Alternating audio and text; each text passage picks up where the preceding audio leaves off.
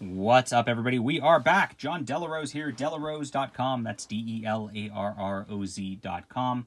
If you love this style of writing, you're going to love my superhero comics too. Head to my newsletter, grab that link in the description below, sign up, and get a free graphic novel from me. And if you like that, and you've already done that, you can head on to Amazon and get Flying Sparks, volumes 2, 3, and 4, as volume 1 is what I give out as my giveaway. So thank you, everybody who checks out the comics. That's what we're here to do, make cool comics. And I'm definitely inspired by Tom DeFalco as a writer, probably more than anybody else alive. He is my favorite comic book writer. I think he just does that whole setup where you get a full story in an issue, and yet it sets up this big storyline better than anybody else out there. And Spider-Girl really sets this up better than anywhere else out there. And it starts out, there's a new Spider-Man in town, but how is that possible? And it's a mystery, and she kind of has to deal with him. Oh my gosh, my foot's asleep. I'm dying here. Woof. This happens when I do these reviews. We got Pat Olive on the art duties right here, who does beautifully. One of my favorite artists also. This is just so perfect. If you read Spider-Man back in the day, and you like his setup as a teenager, where he's got this high school drama going on, and there's some romance in the background, and everybody's angry at each other, and there's so much setup here in terms of those personal plots that is just absolutely amazing, and I love it. And DeFalco and Olive has set up this whole universe. You got a Fantastic Five. The concept of this is Peter Parker had a daughter, and she grew up and is in high school, and Peter's kind of mentoring her into being a spider person. Now you see an Osborn right here, and they're hanging out.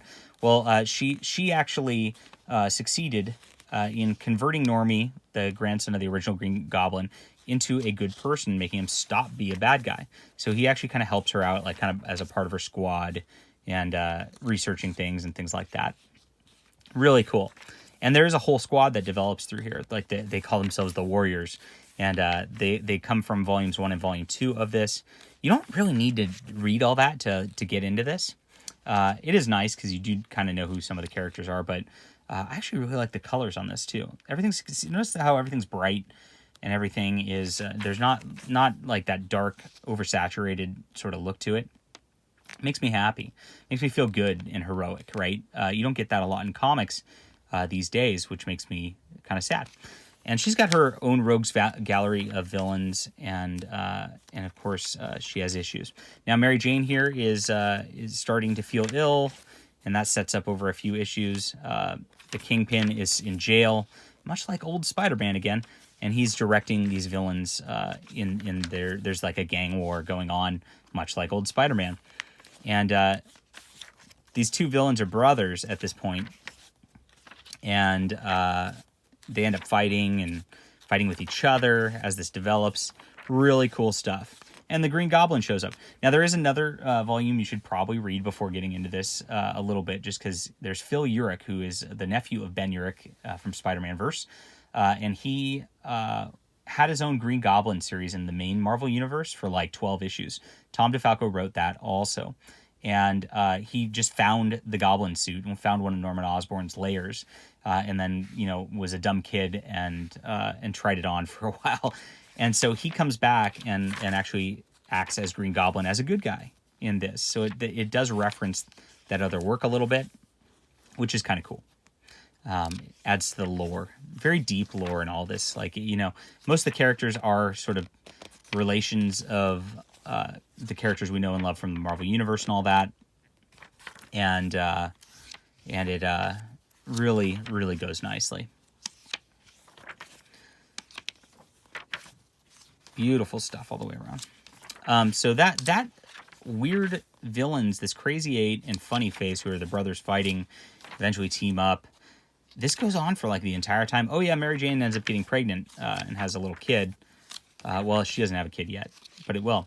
And Crazy Eight gets kid. This was an interesting killed. Sorry, this was the Nuff Said initiative. So every Marvel comic that month had no dialogue, and so this version was a reaction to death.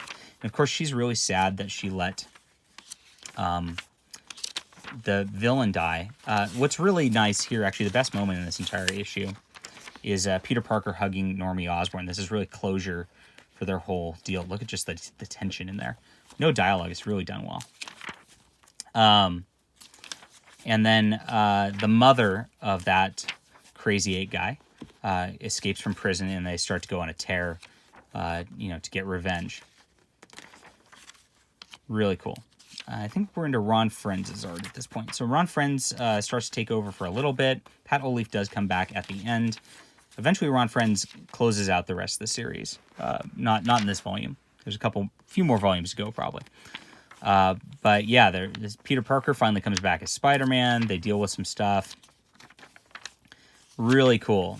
Felicia Hardy has a daughter in this who doesn't want the Black Cat mantle, and that's coming up very shortly.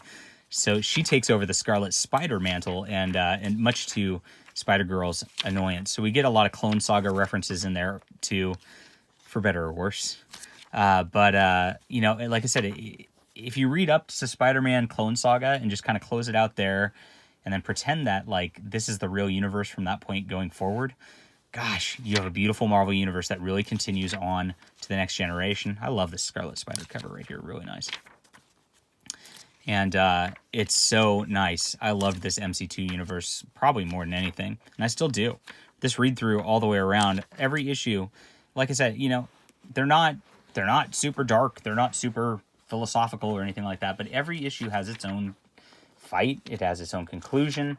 It has its own deal. They fight a Super Skrull together through here, like almost the entire team. You get the Fantastic Five through here. Colors change a little bit for the last few issues. I guess they wanted to give a darker experience because May's really struggling with wanting to be Spider-Girl. She thinks she screwed up too much because she allowed villains to go at one point, and she feels like she has to atone for that. I liked the lighter colors better, but this does fit the storyline quite well, and it culminates with an oversized issue 50. Her friend Courtney ends up in the hospital. And then she does finally confront those villains again and take care of business. So very nice. And it ends with much like, I believe Spider-Man 50 ended with Spider-Man No More, was the original Amazing Spider-Man issue 50. So this is an homage to that at the end of this. And so beautiful ending, beautifully constructed book. This is my favorite book of all time. It still holds up 100%. I did not want it to end. I slow read this just because I wanted to just really keep this going, and I hope they do complete the complete collection through this, because there's a lot more Spider-Girl to go. 10 out of 10. Buy this immediately. Buy volumes 1 and 2. If you understand my storytelling, if you're one of my readers, this is the stuff that inspires me.